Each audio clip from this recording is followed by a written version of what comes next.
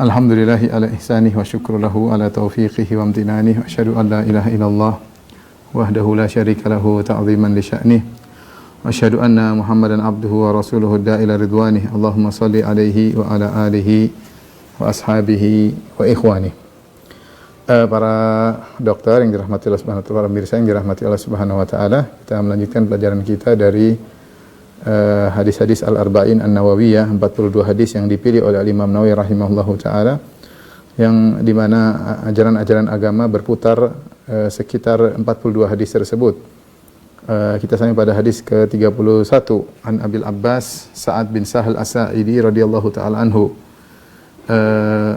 Beliau berkata, Ja'a rajulun ila Nabi sallallahu alaihi wasallam faqala, ada seorang datang kepada Nabi sallallahu alaihi wasallam dan dia berkata, "Ya Rasulullah, wahai Rasulullah, dullani ala amalin idza amiltuhu ahabbani Allah." Ya Rasulullah, tunjukkanlah kepadaku suatu amalan yang jika aku melakukannya, maka Allah akan mencintaiku. Wa ahabbani an-nas, dan orang-orang pun akan mencintaiku. Faqala, maka Nabi berkata, "Izhad fid dunya yuhibbakallah." Zuhudlah kau di dunia, niscaya Allah akan cinta kepadamu.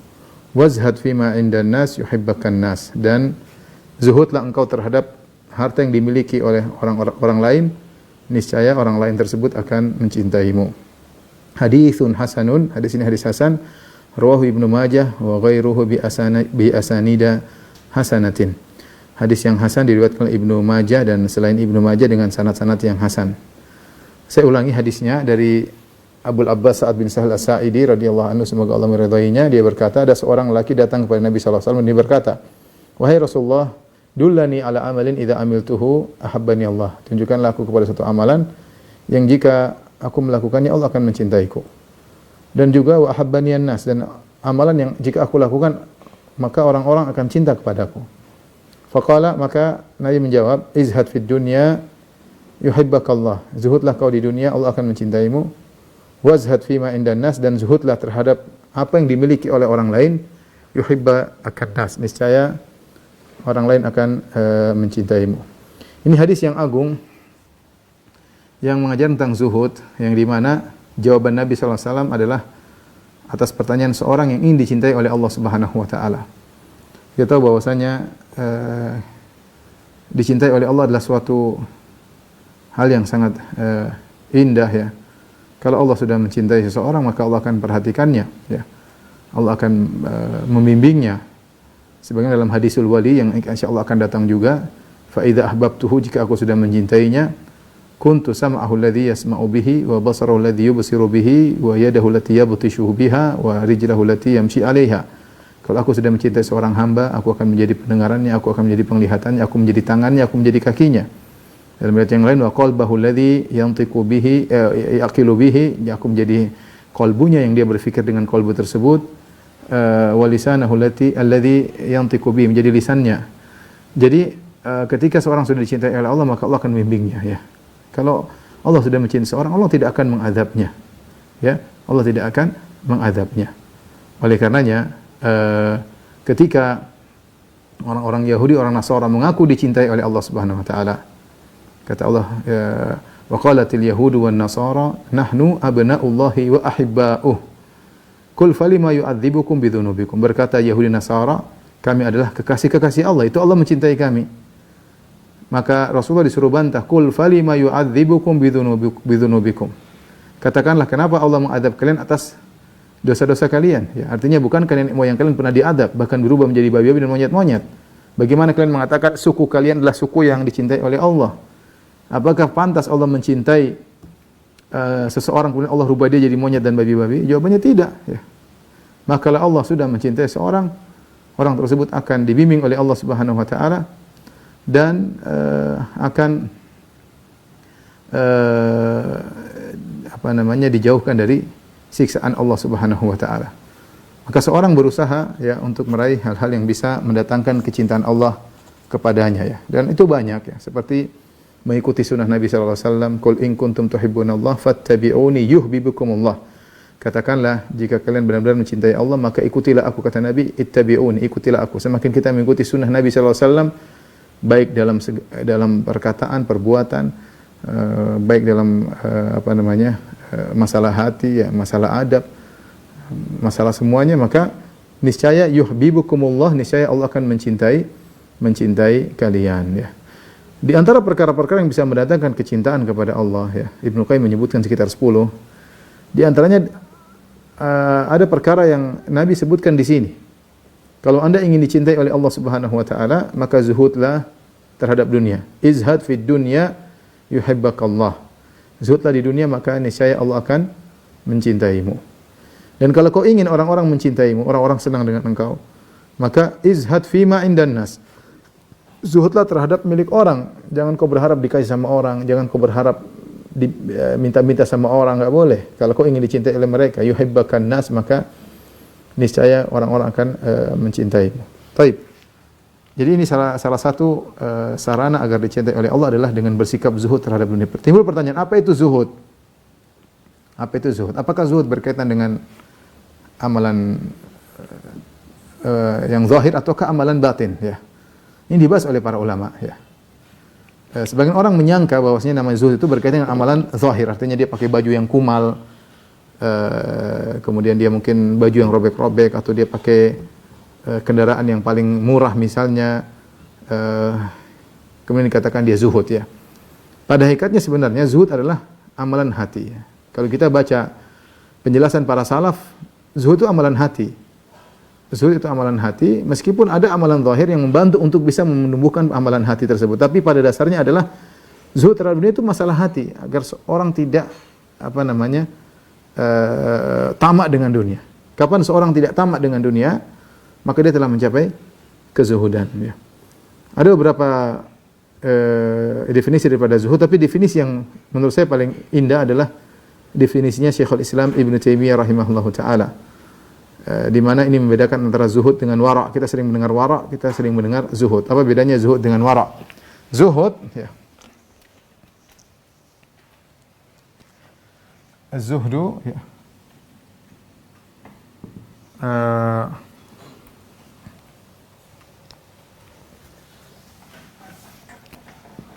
Zuhud, ya. Ada namanya wara'. Wara'. Zuhud artinya meninggalkan sesuatu, meninggalkan perkara yang tidak bermanfaat di akhirat. Di akhirat. Kata Syekh Islam Taimiyah, zuhud adalah tarku ma la yanfa'u fil akhirah. Tarku ma la yanfa'u fil akhirah. Meninggalkan sesuatu yang tidak bermanfaat bagi di akhirat. Adapun wara, meninggalkan perkara yang bisa jadi memberi mudarat di akhirat.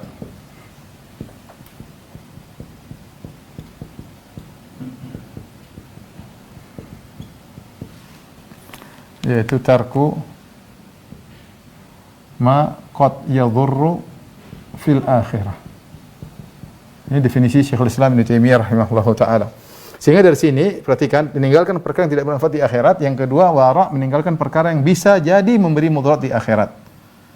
Misalnya contohnya ini adalah misalnya yang bisa jadi memberi mudarat, misalnya meninggalkan perkara-perkara syubhat.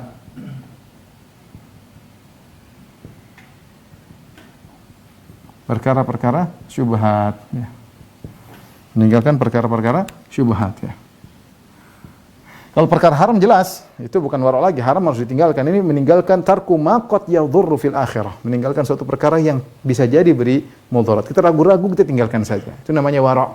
Bisa jadi hukumnya halal, tapi kita ragu-ragu. Jangan-jangan kalau saya konsumsi gini kayaknya sudah saya tinggal, namanya wara', ya. Dan itu banyak bisa di dalam kehidupan sehari-hari. Daripada misalnya beli sesuatu, aduh, daripada saya nanti salah, mending saya tambahin duitnya lah, siapa tahu saya kurang bayar atau apa. Misalnya kita makan di warung, saya makan tempe, tadi berapa tempe, 2 atau 3 ya, aduh lupa, 2 atau 3, anggap saja 3, daripada misalnya kita ternyata makan nggak bayar. Ini contohnya, meskipun itu hal hukum asalnya kita nggak makan ya, tapi kita ragu-ragu, daripada mending kita bayar. Ini contohnya wara'. Kalau zuhud, dia lebih tinggi. zuhud kedudukannya lebih tinggi daripada wara, karena zuhud adalah meninggalkan yang tidak bermanfaat di akhirat. Sehingga ketika seorang yang melakukan sesuatu, perkara apa saja, baik makanan, baik perbuatan apapun, mau kemana, mau ke sini, dia selalu mikir, ini bermanfaat di akhirat enggak? Kalau bermanfaat di akhirat dia kerjakan, kalau tidak maka dia tinggalkan. Semua yang tidak ada manfaatnya di akhirat dia tidak lakukan. Itu namanya zuhud. Dan itu berat. Jadi bukan melakukan perkara yang sekedar mubah. Perkara mubah kalau kita lakukan enggak ada mudarat di akhirat, tapi apakah bermanfaat? Apakah bermanfaat di akhirat? Ya. Belum tentu bermanfaat di akhirat. Ya. Karenanya zuhud lebih tinggi daripada zuhud lebih tinggi daripada wara. Daripada wara, ya. Dan kalau kita mempraktikkan ini memang agak berat, ya. Misalnya apa namanya? Kita ingin membeli sesuatu, ini manfaat nggak di akhiratnya? Saya masih ingat dulu ada namanya Syekh Sa'ad Syastri, dia pernah di Indonesia, kemudian saya sempat temani beberapa hari. Kalau kita jadi sesuatu dia selalu berkata, hal yanfa'uni fil akhirah, ini yang kau ajak ini bermanfaat bagi saya di akhirat enggak? Kalau bermanfaat kita kerjain, kalau enggak usah. Jadi dia suruh kita juga mikir, manfaat enggak buat Syekh di akhirat? Kalau bermanfaat kita jalan, kalau enggak usah. Ya, dia bilang selalu gitu. Mau kita kunjungan ke sana, bermanfaat enggak di akhirat? Bermanfaat Syekh begini-begini, ya udah. Dia akhirnya mengajari kepada kita untuk setiap kita bertindak, setiap kita berkata, setiap kita renungkan dulu, ada manfaatnya enggak di akhirat? Ini jarang kita lakukan. Kita biasanya asal ngerjain, asal bicara, nanti setelah itu baru kita mikir manfaat atau tidak di akhirat. Seharusnya kita mikir dulu sebelum berkata, sebelum mengetik, sebelum menulis status, sebelum komentar, sebelum bertindak, mikir ada manfaatnya di akhirat enggak apa yang saya lakukan ini. Makanya sebagian ulama mengibaratkan zuhud dengan tarku ma yushghilu anillah atau anil akhirah. Sebagian ulama mengatakan definisi yang lain. Ini definisi Ibnu Taimiyah rahimahullahu taala. Ini Ibnu Taimiyah.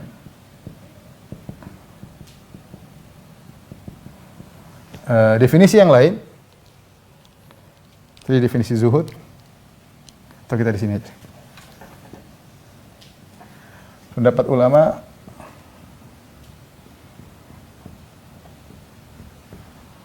tentang definisi zuhud.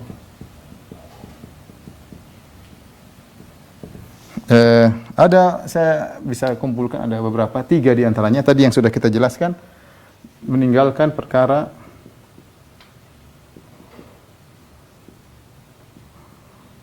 yang tidak bermanfaat di akhirat.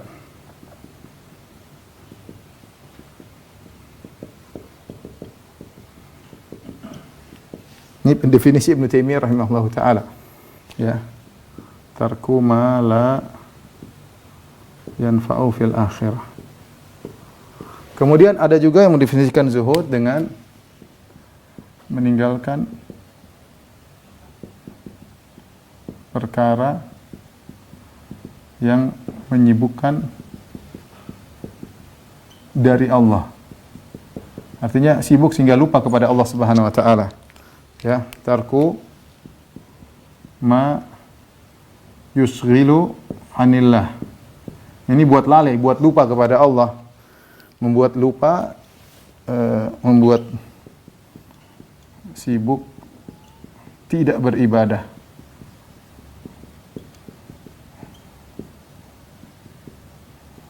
Ya. Semua hal yang membuat kita lalai dari Allah, lupa dengan Allah, kita tinggalkan. Karena itu adalah konsekuensi daripada zuhud. Ini di antara. Sebagian ulama mengatakan, zuhud, ya, ada yang mengatakan, yaitu kau lebih percaya, ya,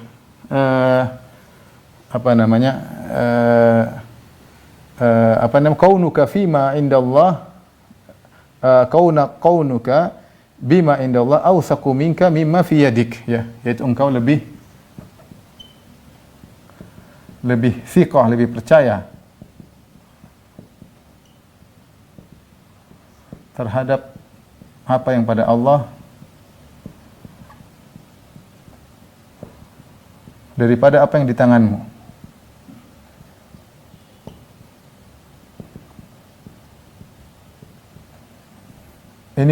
maksudnya ketika seorang ingin bersedekah, dia lebih percaya Allah, percaya. Saya lebih percaya di apa yang Allah, saya sedekah aja.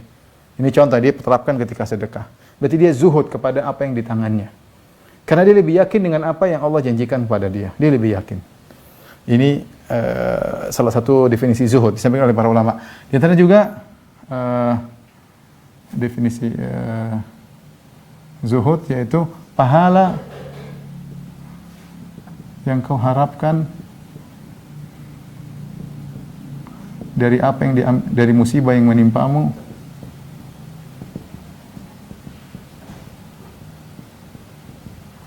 lebih dari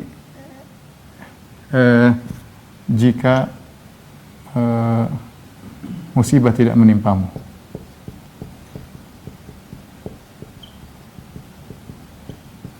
Artinya ketika kita terkena musibah bisa jadi ada barang-barang kita yang hilang atau ada sesuatu yang kita cintai hilang, entah uang, entah barang, entah terkadang orang yang kita cintai.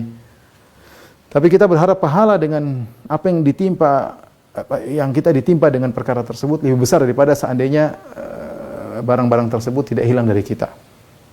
Seandainya barang tersebut tidak hilang daripada kita, kita lebih berharap pahala. Kita bukan berharap kasih musibah, tidak. Tapi ketika terkena musibah, ya sudah, kita posisikan hati kita bahwasanya ini pahala lebih besar daripada seandainya itu barang tidak hilang dari kita, itu keluarga kita tidak meninggal dari kita. Memang kita sedih, tapi kita berharap pahala lebih besar.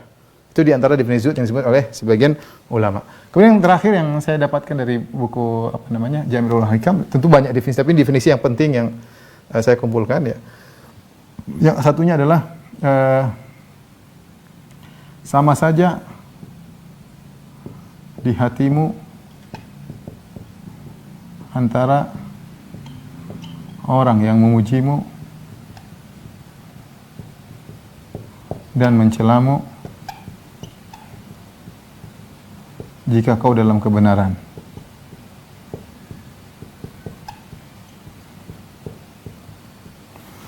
Artinya kalau kau sudah melakukan kebenaran, orang memuji engkau enggak ada masalah, tetap kau bertelis kebenaran. Orang mencelamu kau tetap tidak ada masalah, enggak ada masalah. Ya, orang memuji mencela sama saya, penting saya melakukan karena Allah Subhanahu wa taala. Karena betapa banyak orang yang akhirnya dia meninggalkan kebenaran karena takut cercaan. Ya, di antara orang-orang dicintai oleh Allah Subhanahu wa taala, fasawfa ya'tillahu biqaumin yuhibbuhum wa yuhibbuna, kata Allah, yujahiduna fi sabilillah wa la yakhafuna lawmata la'im, ya. Di antara ciri-ciri orang yang di jalan Allah, wala yakhafuna laumata laim. La yakhafuna laum. Tidak takut dengan cercaan manusia. Yang jelas yang disampaikan adalah al-haq, ya. Sehingga bagi dia orang mencela, memuji sama saja bagi dia. Ini di antara definisi zuhud yang kita dapatkan dari perkataan para ulama. Perhatikan, meninggalkan perkara yang tidak mendapat di akhirat, meninggalkan perkara yang menyibukkan dari Allah, engkau lebih percaya dengan apa yang di sisi Allah daripada yang kau pegang. Makanya kalau kita baca perkataan para salaf, justru ketika dia terkena musibah, tatkala hartanya habis, ya, kemudian dia semakin yakin Allah pasti memberi, ya, karena dia sudah berusaha dan ternyata Allah ambil dari dia. Dia lebih percaya kepada apa yang Allah janjikan daripada yang ada di tangannya. Ya, ini penting ketika terkena musibah atau hendak bersedekah, ya. Ya. Penting ketika terkena musibah ekonomi atau ketika hendak bersedekah.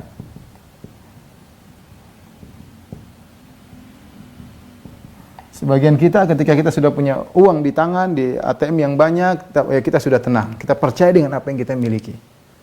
Itu manusiawi, tapi ya, bagaimana kita melatih diri bahwasanya apa yang kita pegang ini setiap saat Allah bisa ambil, dan kita percaya kepada apa yang Allah miliki. Sehingga kalau kita mau sedekah, kita pun mudah, ya tenang aja. Ya, apa yang ini cuma Allah yang kasih kok. Kasih ringan bagi kita. Ini sangat penting, ya. Dari sini kalau kita perhatikan perkataan Ibnu Rajab Al-Hambali, dia menyebutkan tentang 3 definisi, tapi kita kumpulkan semuanya. Semua ini berkaitan dengan amalan hati. Dengan amalan hati. Jadi maksud saya zuhud itu adalah amalan hati, ya.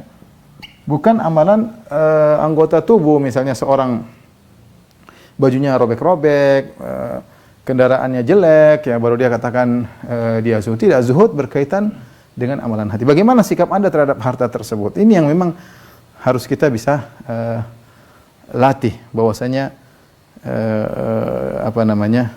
kita terapkan apa yang disebut oleh para ulama. Memang berat ya, tapi saya bilang ini yang paling perlu kita sering latih. Ini pendapat Ibnu Taimiyah, ini pendapat yang sangat, menurut saya sangat pas ya. Yang lainnya berat ya. Tapi ini bisa kita latih karena kita berbicara tentang akhirat. Namanya zuhud kan apa? Zuhud terhadap dunia, condong kepada akhirat. Maka definisi ini pas. Ini hanyalah sekedar penerapan dari apa yang disebut oleh Ibnu Taimiyah rahimahullahu taala. Karena namanya zuhud apa? Zuhud fid dunya, raghbah fil akhirah. Zuhud kepada dunia, menganggap dunia itu ringan. Kemudian raghbah fil akhirah, perhatian kepada akhirat.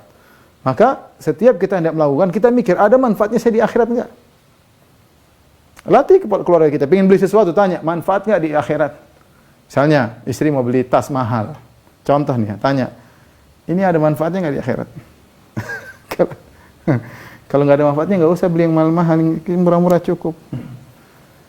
Kalau ada manfaatnya silakan. Oh, misalnya beli mobil bagus, gimana? Ada manfaatnya? Oh, ada. Buat apa menjamu tamu? Kalau ada tamu datang kita bisa jamu dengan bawa dengan mobil yang bagus. Buat sombong atau buat apa? Enggak, buat memuliakan. Yang penting hatimu kamu atur. Kita kalau safar sering jenguk anak, kita harus pakai mobil yang mewah agar kita nyaman, kita semangat jenguk anak. Benar niatmu itu, bukan sombong-sombongan, buat bangga-banggaan. Kalau bangga-banggaan, percuma. Hanya menambah hisab yang panjang. Ya. Hanya membuat perjalanan semakin sulit di akhirat. Barang-barang mewah semakin buat perjalanan semakin sulit. Banyak harta, ya. Banyak pekerjaan, banyak perusahaan, ya. Pikiran terbagi-bagi ke sana kemari. Ya. Kalau kita tidak niatkan untuk akhirat, percuma, hanya membuat kita repot di akhirat kelak. Oleh karena ini harus kita selalu terapkan bagaimana perkara yang tidak bermanfaat di akhirat kita tinggalkan. Sehingga yang kita lakukan adalah seluruh yang bermanfaat di akhirat. Sehingga dengan demikian yang kita lakukan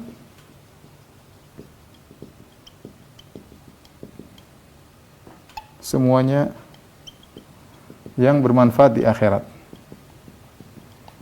Di akhirat kita.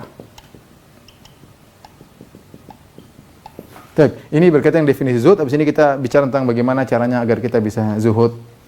Wallahu a'lam bishawab. Tolong dihapus.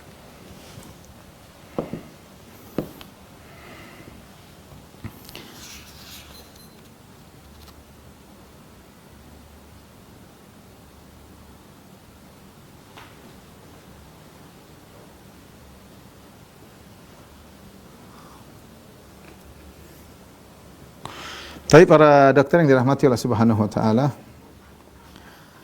perkataan zuhud, perkataan yang mudah diucapkan namun penerapannya sangat sulit karena itu masalah hati ya. Masalah hati. Terlebih ketika seorang diuji dengan harta yang banyak, apakah dia zuhud terhadap hartanya atau tidak. Makanya ketika Malik bin Dinar dikatakan engkau adalah seorang yang zuhud, dia berkata, "La, az-zahid Umar bin Abdul Aziz." Yang zuhudlah Umar bin Abdul Aziz. Kenapa dikatakan zuhud? Karena dia kalau mau dapat kekayaan sangat mudah. Dia seorang penguasa, amir, ya. Dia khalifah, ya. Kalau dia mau dapat kekayaan bisa, tapi kekayaan di depan mata kemudian ditinggalkan. Beda dengan orang zuhud terpaksa. Ada orang zuhud terpaksa. Orang melihat zuhud dari sisi zahir, ya. Padahal zuhud itu amalan hati. Sudah kita jelaskan tadi, zuhud itu amalan hati, bukan amalan zahir, ya. Ya, tapi kalau orang yang bermewah-mewah itu menampakkan berarti tidak zuhud, berarti dia condong kepada dunia. Ya, tapi kalau dia biasa, artinya oke lah dia tidak terlalu bermewah-mewahan, dia wajar-wajar sebagai orang kaya. Tapi kalau terlalu bermewah-mewah itu menunjukkan dia tidak zuhud. Tapi maksud saya, zuhud amalan hati ya. Lihatlah sebagian orang diberi kekayaan tapi dia tetap zuhud. Sebagian orang kelihatannya zuhud padahal tidak. Kelihatannya zuhud tapi ternyata hatinya sangat cinta kepada dunia. Dia berusaha mencari-cari, mengejar, tapi dia tidak dapatkan. Dia tidak dapatkan dunia tersebut. Dia tidak zuhud. Hanya casing luarnya saja yang zuhud, tapi hatinya tidak zuhud. Oleh karenanya di antara hal yang membantu kita untuk zuhud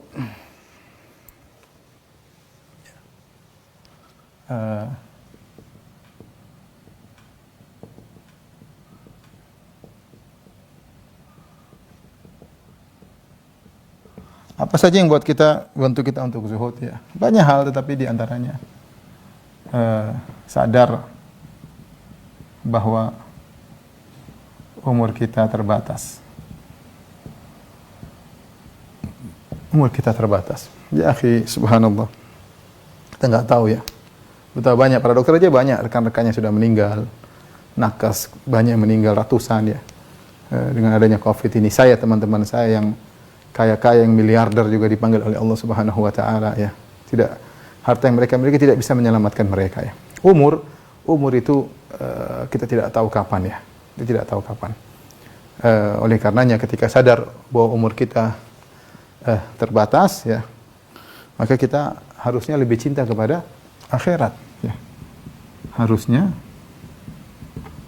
lebih cinta kepada akhirat. Dan zuhud kepada dunia. Harusnya demikian. Kecuali Anda umur tidak terbatas ya, oke, enggak apa-apa. Nikmati di dunia ini. Wong kita hidup tidak tahu sampai kapan. Amar ummati bain sittin ila sab'in, umur umatku 60 sampai 70. Sekarang dengan adanya corona bukan masih mudah, di bawah 30 tahun meninggal. Subhanallah banyak ya. Semoga Allah mencatat mereka sebagai syuhada ya. Tapi maksud saya, kita enggak tahu kapan kita kejar-kejar dunia sementara umur kita sangat terbatas. Di antara juga kita sadar bahwasanya harta yang banyak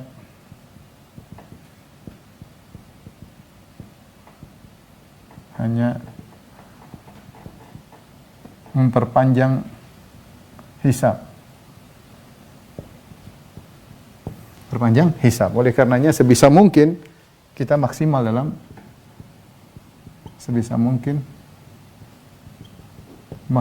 dalam sedekah. Ya, tentu tanpa memberi mudarat.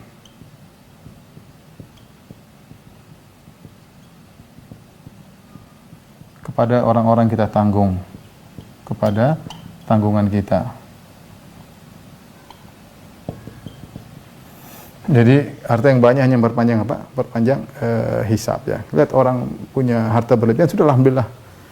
Saya qanaah dengan apa yang saya miliki. Ini pun hisabnya sudah sangat panjang. Kita pingin seperti itu, hisabnya nanti kayak apa kita nggak tahu. Oleh karenanya seorang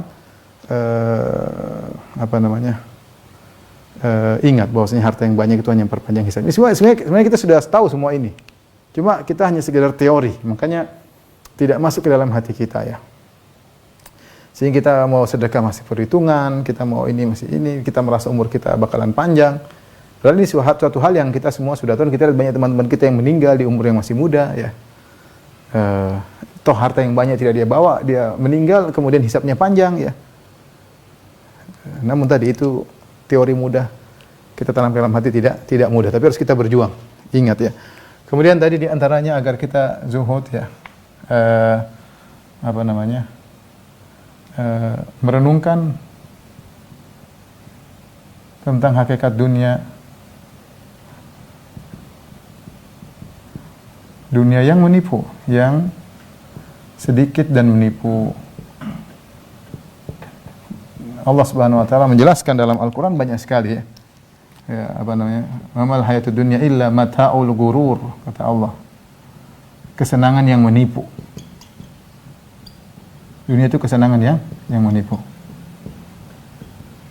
Kata Allah mata'un qalil. Kesenangan yang sedikit.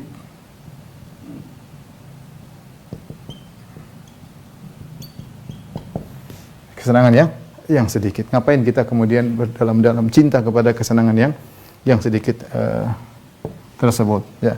Maka kata Nabi sallallahu alaihi wasallam, "Law kanatid dunya ta'dilu 'inda Allahi janaha ba'udah kalau seandainya dunia itu lebih berat daripada sayap ekor nyamuk ya, maka ma'ata minha kafiran syarbata ma', atau kama qala Nabi sallallahu alaihi wasallam. Maka Allah tidak akan berikan kepada seorang kafir seteguk air. Enggak. Ya. Karena dunia itu murah, maka Allah kasih. Kalau dunia itu berharga, satu teguk air pun Allah tidak akan kasih kepada orang kafir. Tapi kalau dunia itu tidak ada nilainya, ya, dibandingkan akhirat selama-lamanya. Ya, akhirat selama-lamanya. Dunia sebentar, menipu, ya, melalaikan dan yang lainnya ya. Maka kita harus renungkan tentang hakikat dunia yang sedikit dan menipu. Kemudian jangan terlalu panjang angan-angan. Jangan terlalu panjang angan-angan.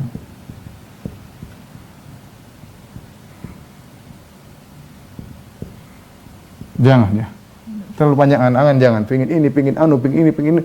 Karena kita bakalan pusing. Lihat, Allah mengatakan alhaakumut takatsur hatta zurtumul maqabir.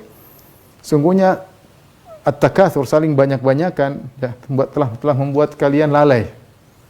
Karena seorang sebenarnya sudah cukup. Beda dengan orang yang tidak punya, dia berusaha mencari kebutuhan primernya, itu lain. Dia bekerja sana, bekerja sini, habis waktunya. Kita memberi uzur orang seperti ini. Tapi jadi masalah, dia sudah berkecukupan, tapi dia terus ekspansi kekayaannya, sementara orientasinya bukan akhirat. Bayangkan kalau bikin sesuatu, saya bayangkan saja orang kalau bikin rumah, dia punya rumah, dia bikin rumah lagi. Rumah tersebut tidak begitu perlu, ya, tidak perlu bagi, tapi dia bikin. Coba, dia butuh waktu banyak. Butuh waktu untuk cari tanah, butuh waktu untuk tawar-tawaran tanah, belum lagi terkadang dia ngutang untuk bangun rumah, kemudian dia harus mikir untuk, ya kalau dia perlu urgen tidak ada masalah. Tapi kalau tidak urgen, ya, tidak urgen, ngapain? Ya. Angan-angan panjang, pingin ini, pingin anu, angan-angan tidak bakalan habis. Umur kita tidak bisa sampai pada angan-angan kita. Ya. Kita yang penting, anak-anak istri sudah, alhamdulillah nyaman, sudah sibuk kita untuk Allah Subhanahu Wa Taala. Saya sering bilang sama sebagian teman saya, udah, kita rumah udah punya, istri udah punya, ya, terus mobil udah punya, ya sudah, terus apa lagi? Sudah. Sekarang tinggal kita pingin di akhirat, di dunia udah cukup. Mau banyak-banyak, mau jadi orang terkenal, mau jadi orang rumahnya 5, ya tetap aja seperti yang lainnya. Misalnya saya sama teman saya mungkin rumahnya 5, mungkin mobilnya 10, dia tapi jadi naik mobil 1. Makan juga 1 piring, mungkin saya bisa lebih misalnya. Tidur juga ya mungkin kasur dia 100 juta, kasur saya misalnya 10 juta lah, berapa, kayak sama-sama bisa tidur nyenyak juga.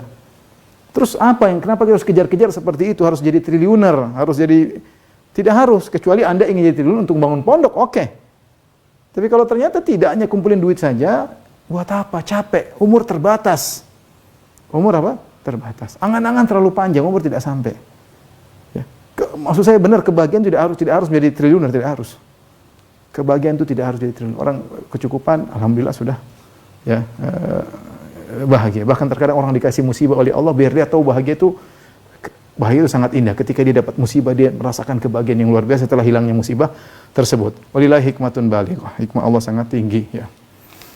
Yang terakhir mungkin saya bilang, hindari beli barang-barang mewah,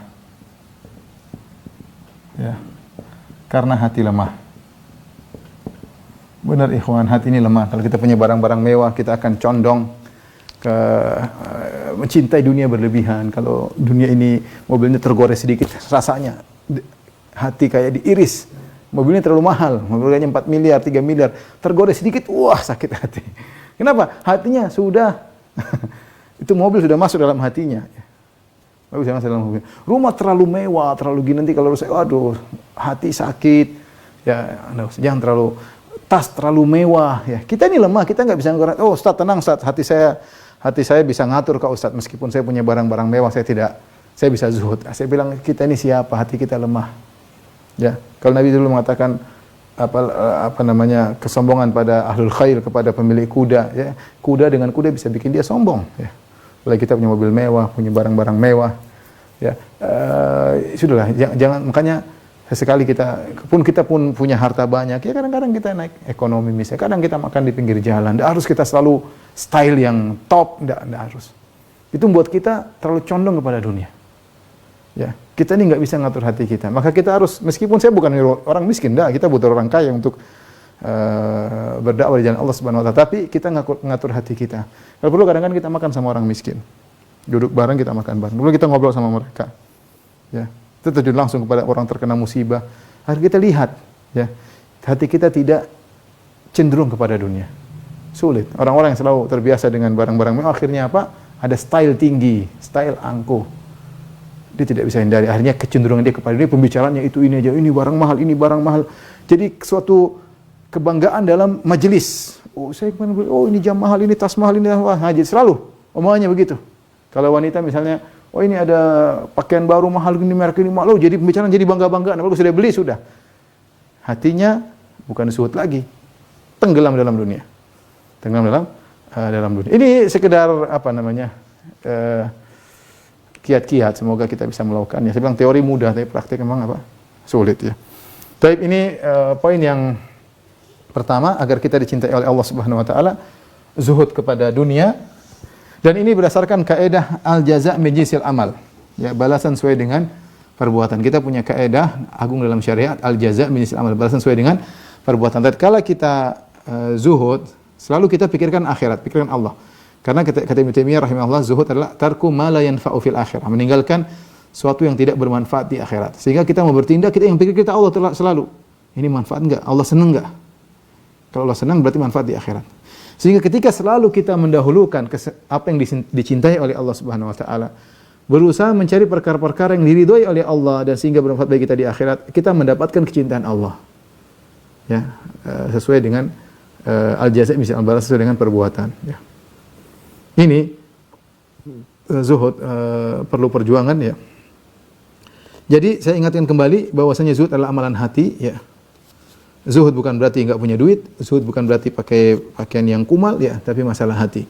Bisa jadi seorang yang mungkin kaya raya tapi dia zuhud terhadap dunia yang dia miliki, sehingga mudah dia untuk bersedekah, mudah membantu orang lain, dia mencari nafkah untuk orang lain, dia mencari nafkah untuk dakwah, dia mencari nafkah untuk Islam, dan itu banyak orang-orang seperti itu. Itu meskipun dia memiliki harta tapi dia tidak tenggelam dalam harta, dia zuhud kepada harta. Sebaliknya bisa jadi orang tidak punya apa-apa tapi tamaknya kepada harta luar biasa, hanya saja tidak mendapatkannya.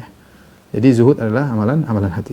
Dari sini kita tahu bahwasanya, dan disampaikan oleh Ibnu Rajab Al-Hambali, bahwasanya dunia itu tidak tercela pada zatnya. Zaman tidak tercela pada zatnya. Zaman hanyalah tempat waktu untuk bergulir pergerakan manusia, perbuatan manusia bergulir pada zaman, ya. Tabarakalladzi ja'ala fis sama'i buruja wa ja'ala fiha siraja wa qamaran munira wa huwa alladzi ja'ala al-laila wan nahara wa huwa alladzi ja'ala al-laila wan nahara khilfatan liman arada ay yadhakkara aw arada syukura. Bahkan kata Allah, wa huwa alladzi ja'ala al-laila wan nahara, dia yang menjadikan pergantian siang dan malam, ya, khilfatan silih berganti, liman arada ay yadhakkara, orang bisa mengingat Allah, aw arada syukura, bagi orang yang ingin bersyukur. Jadi zaman adalah hanya sekedar waktu, masa untuk bergulirnya perbuatan. Jadi zaman tidak tercela. Yang tercela adalah perbuatan orang di zaman tersebut, ya. Naibu zaman wal aibu fina wa ma li zamani aibun siwana. Kata Imam Syafi'i rahimahullah taala, kita mencela zaman padahal zaman tidak tercela diri kita, ya. Tidak ada aib bagi zaman kecuali kita sendiri yang buat zaman tersebut jadi aib. Jadi zaman bukan tempat untuk dicela, yang dicela perbuatan yang mengisi zaman tersebut. Sama dunia. Dunia benar datang dalam ayat banyak menjelaskan tentang bagaimana orang terpedaya dengan dunia. Innamal hayatud dunya la'ibu wa lahu wa zinatun wa tafakhurun. Sungguhnya dunia itu hanyalah permainan senda gurau, ya, berbangga-banggaan, tafakhurun bainakum wa takatsur, hanya bangga-banggaan, ya, kemudian wazinah, perhiasan, ya, keindahan, kemudian wa takatsurum fil amwali wal aulad, bangga-banggaan banyak harta, banyak anak, ya. Kata Ibnu Rajab Al-Hambali, ya, dunia itu tercela bukan pada dunianya. Allah menjadikan dunia untuk kemaslahatan manusia. Tetapi dunia tersebut ada ujian. Nah, siapa yang bisa memanfaatkan dunia, ya, meskipun dia memiliki dunia yang banyak, dia bisa zuhud. Selama orientasinya adalah akhirat, maka dia zuhud. Saya bilang tadi. Seorang, dia punya dunia. Selama dia menjadikan dunianya orientasinya adalah akhirat, untuk membantu dia mencapai akhirat yang tinggi, maka dia adalah orang yang zuhud, ya. Maka tinggal kita men-stel hati kita. Ya, seperti kata orang, jangan jadikan dunia di hatimu, jadikan dunia di tanganmu, ya. Ya, dunia datang dan pergi, ikhwan. Tidak usah kita nangis, dunia datang dan pergi. Datang, pergi, datang lagi, ya. Nanti pergi, datang lagi, seperti di dunia. Ya. Kita menangis kalau agama kita hilang. Kita menangis kalau iman kita turun. Kalau dunia datang dan pergi, ya. Ya, Allah ambil, Allah kasih lagi. Yang penting orientasi kita adalah akhirat. Tapi kita masuk pada poin yang kedua, ya, sebentar aja, tentang bagaimana agar manusia cinta kepada kita. Kata Nabi SAW, wazhad fi ma indan nas yuhibbakan nas. Zuhudlah kepada apa yang dimiliki oleh orang lain, niscaya orang lain akan cinta kepadamu, ya. Dan itu manusiawi. Manusia itu sekaya apapun asetnya terbatas. Kapan kita ingin barang dia, kita minta sama dia, kita perlu sama dia, lama-lama dia juga bosan sama kita. Lama-lama dia jengkel sama kita. Mungkin dia kasih kita pertama dengan senyuman. Kasih kita kedua dengan senyumannya berkurang. Lama-lama dengan wajah tenang, lama-lama dengan wajah ketus ya. Manusia asetnya terbatas, dan kalau dia tahu kita ingin ambil punya dia paling tidak suka sama orang yang dia rasa orang ini ingin ngambil barang dia. Itu manusia meskipun dia sekaya apapun. Ya. Beda dengan Allah Subhanahu wa taala Al-Ghani yang Maha Kaya, yang suka justru kalau orang minta sama dia. Allah suka kalau orang minta sama dia, ya. Karena kekayaan Allah tidak terbatas, asetnya tidak terbatas. Idza arada syai'an an yaqula kun fayakun, jika sesuatu tinggal bilang kun, jadi maka jadilah. Manusia asetnya terbatas. Pertama aset terbatas, dia peroleh aset tersebut dengan susah payah, dengan kerja sehari-hari, dengan mikir memeras keringat, mikir otak ya. Memeras otak ya, berpikir keras sehingga dapatkan harta meskipun dia triliuner taruhlah. Tapi kalau ada orang selalu minta sama ini sama dia, maka lama-lama dia akan merendahkan orang tersebut, lama-lama dia akan mengusir orang tersebut. Oleh karenanya, kalau kita selalu ingin punya yang dimiliki oleh orang, pingin dia kasih kita, ya, maka orang tersebut akan benci sama kita.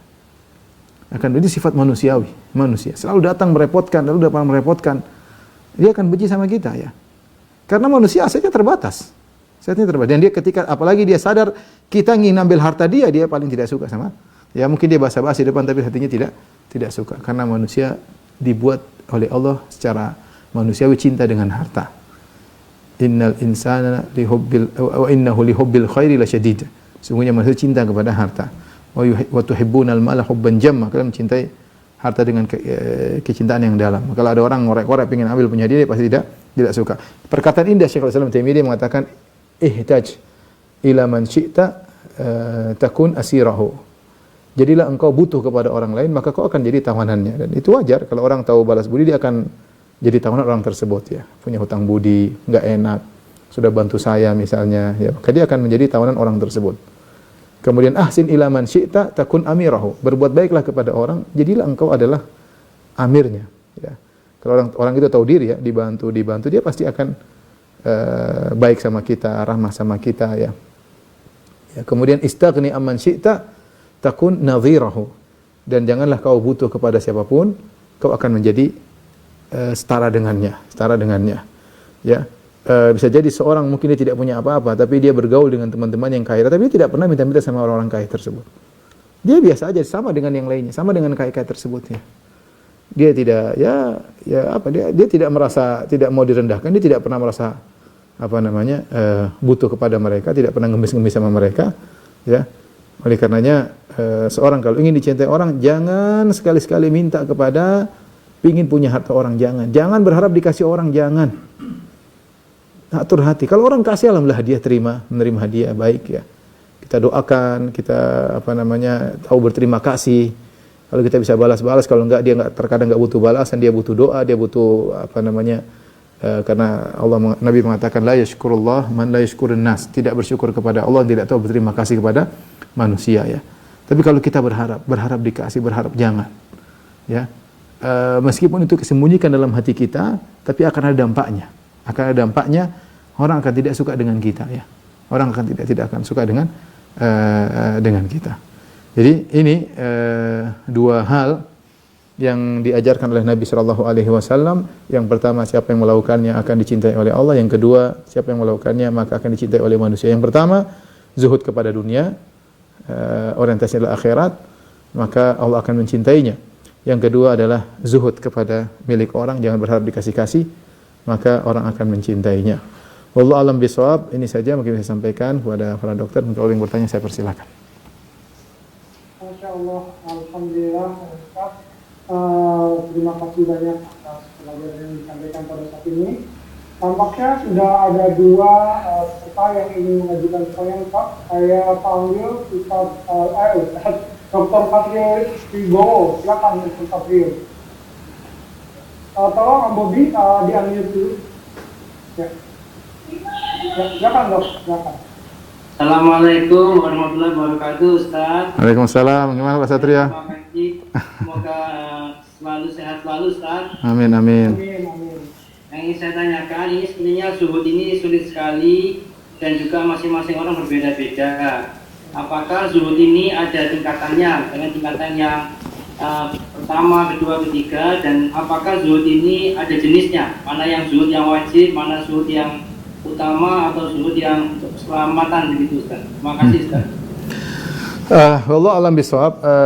Kalau zuhud bertingkat-tingkat jelas bertingkat-tingkat, tapi kalau zuhud yang wajib, zuhud yang kalau apa namanya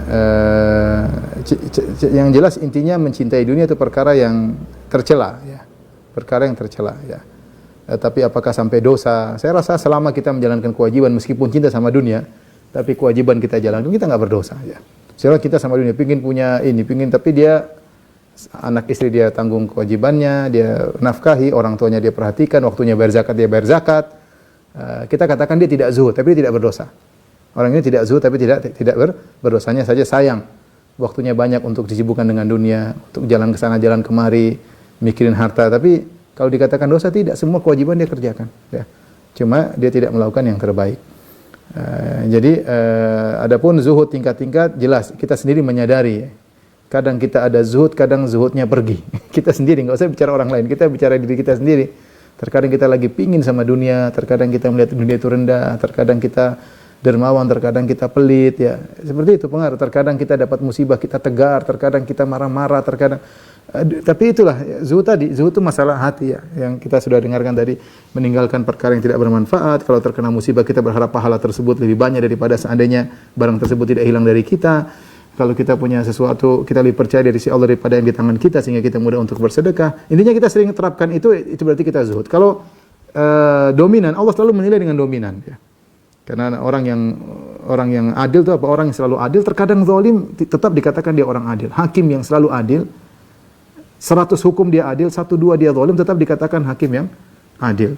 Hakim yang 100 hukum dia selalu zalim, terkadang adil 1, 2 kali, dikatakan tetap hakim zalim. Jadi tetap dinilai oleh Allah adalah dominan. Selama kita dominan dalam kehidupan kita, orang itu selalu akhirat. Orang itu selalu akhirat, kita selalu ingat akhirat. Mesti kita memiliki sesuatu selalu akhirat. Kita bekerja, saya ingin menyenangkan orang tua, saya ingin tetangga saya miskin, saya harus bantu anak yatim. Berarti orientasi kita akhirat. Selama orientasi kita di akhirat, berarti kita zuhud. Saya ulangi, gampangnya gitulah. Selama orientasi kita akhirat, berarti kita zuhud. Kapan kita tidak ada orientasi akhirat, berarti ada perkara yang tidak bermanfaat di akhirat. Berarti kita sedang tidak zuhud.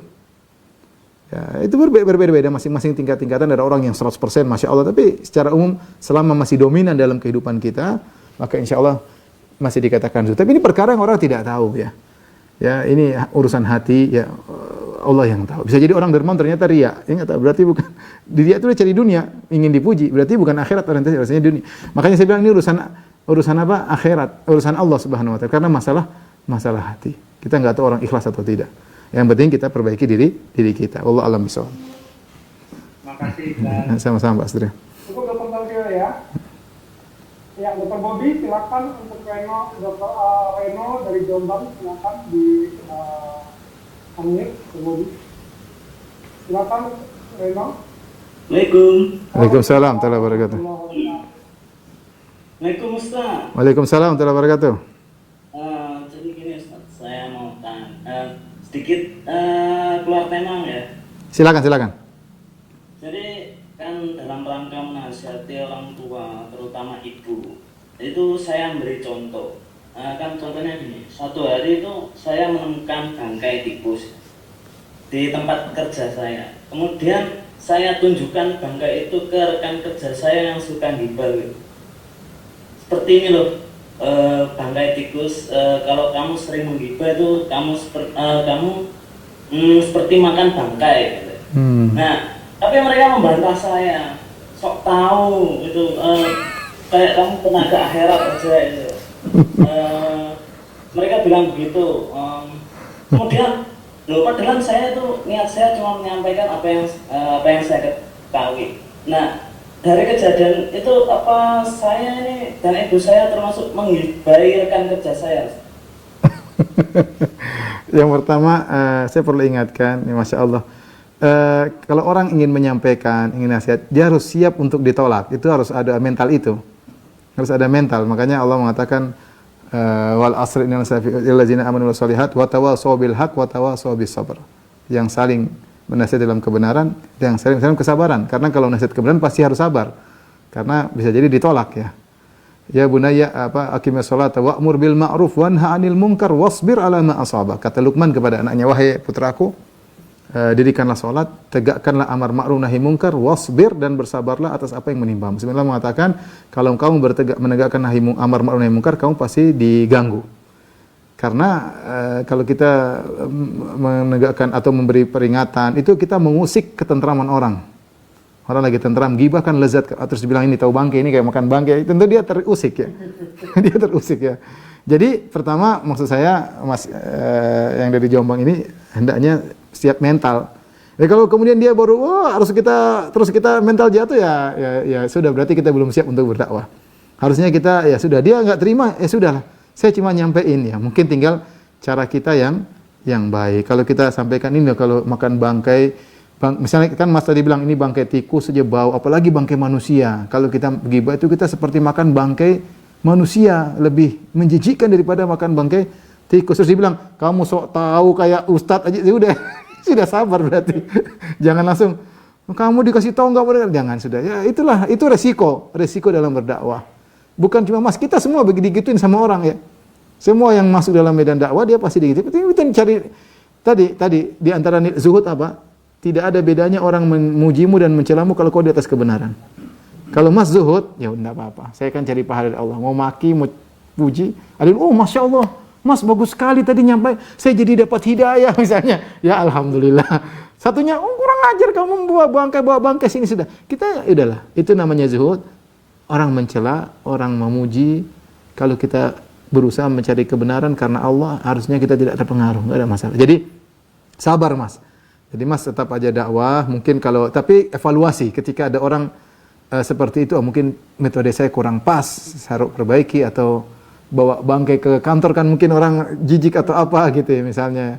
Atau mungkin tidak perlu pakai bangkai nyata, mungkin pakai di YouTube, tapi kayaknya kurang menarik. Kalau nyata kan lebih menarik ya. Tapi intinya sabar Mas, itulah lika-liku, dan jangan putus asa. Tetap aja berusaha beri nasihat kepada saudara-saudara. Karena kalau kita beri nasihat sama orang, kita sebenarnya menasihati diri kita sendiri sebelum menasihati orang. Cuma caranya yang baik, jangan mengesankan menggurui, itu orang tidak suka kalau kita nyampaikan terkesan kita menggurui. Kita bisa dengan metode lain, kita bilang, ini bangkai ya, Nabi bilang gitu, aduh gimana kalau jadi kita tidak sedang menuduh dia, tapi kita sedang berbicara merenungkan suatu hadis misalnya, atau merenungkan suatu ayat tentang masalah apa? Wala yaktab ba'dukum ba'dan ayuhibbu ahadukum ayakula lahma akhihi maitan. Janganlah salah seorang gibah yang lainnya. Apa kalian suka jika makan bangkai saudaramu? Fakarihtum, untuk kalian benci. Saya lagi renungkan ayat itu misalnya. Aduh gimana kawan-kawan misalnya. Nah, tapi kalau kita sekedar seperti kalau kamu gibah kayak gini, jadi kita terkesan kita so alim, terkesan seperti itu. Ya tinggal cara metode saja, tapi terus jangan putus asa. Wallahu a'lam bishawab. Ya. Gimana Pak Reno, apakah sudah cukup? Oke, sudah Jadi secara kita langsung membahas per definisi ya Ustaz ya. Ya. Jadi salah satu definisi yang tadi Ustaz bilang bahwa kita sama aja yang mencela maupun yang mencela atau yang memuji. Iya. Salah satu penerapan daripada definisi. Kemudian ada banyak pertanyaan yang dari para kami Ustaz. Ya. Assalamualaikum Ustaz. Anak ingin menasihati keluarga yang suka terhadap artis. Tetapi yang suka apa? Sebentar, yang suka apa Dok? Suka terhadap artis Ustaz. Suka? Terhadap artis. Iya. Jadi akibat suka terhadap artis itu dianya si yang penanya ini seperti diabaikan. Apakah tanggung jawab seperti itu yang kalau dibilang zuhud itu juga termasuk dalam Ustaz? Jadi dia pingin saudaranya suka sama artis? Iya, betul Ustaz. Suka apa maksudnya dalam hal apa?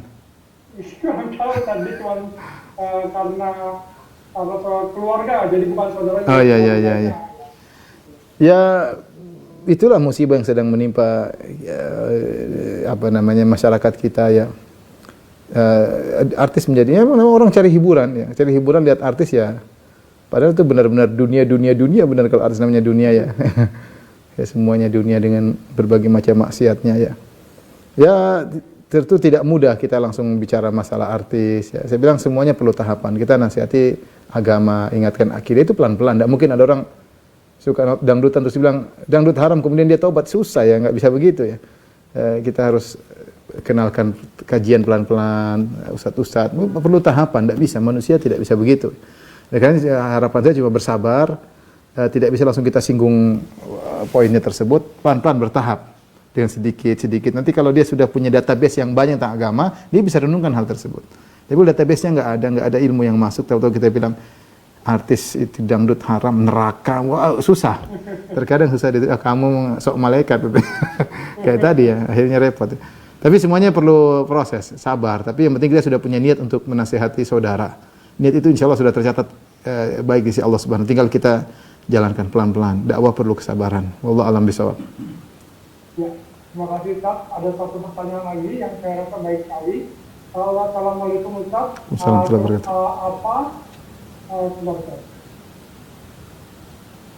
Apa doanya agar kita selalu dikaruniai hati yang jujur? Di antara doa la taj'alid dunya akbaru hammina wala mablagha ilmina. Di antara doa la taj'alid dunya akbaru hammina wala mablagha ilmina. Jangan kau menjadikan dunia adalah tujuan daripada ilmu kami, cita-cita kami. Akbaru ham itu cita-cita dan orientasi. Jangan kau jadikan dunia orientasi kami, dan jangan kau jadikan dunia adalah puncak dari ilmu kami.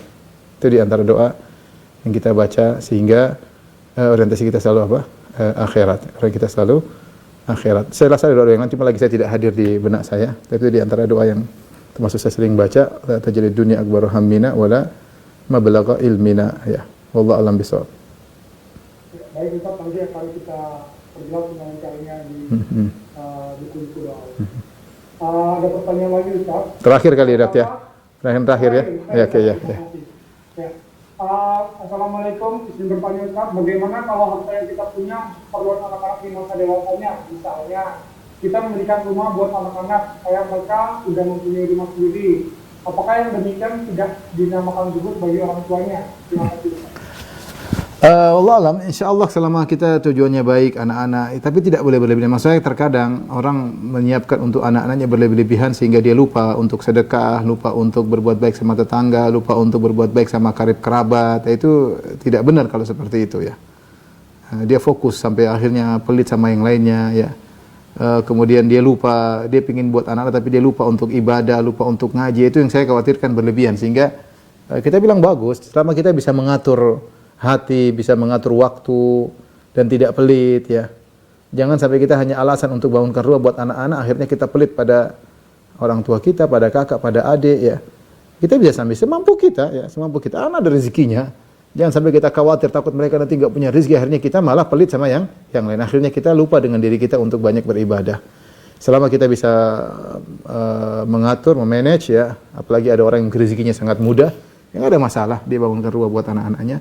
Sambil tetap dia dermawan, tetap dia perhatian sama orang miskin. Yang penting orientasi kita adalah akhirat. Setiap kita melangkah, setiap kita bekerja, ingat untuk akhirat kita, untuk Allah Subhanahu wa taala. Demikian para dokter yang dirahmati Allah Subhanahu wa taala, apa yang bisa saya sampaikan ulama saya mohon maaf. Insyaallah kita bertemu di kesempatan yang lain. Wabillahi taufiq wal hidayah. Assalamualaikum warahmatullahi wabarakatuh. Waalaikumsalam warahmatullahi wabarakatuh. Terima kasih banyak kepada Ustaz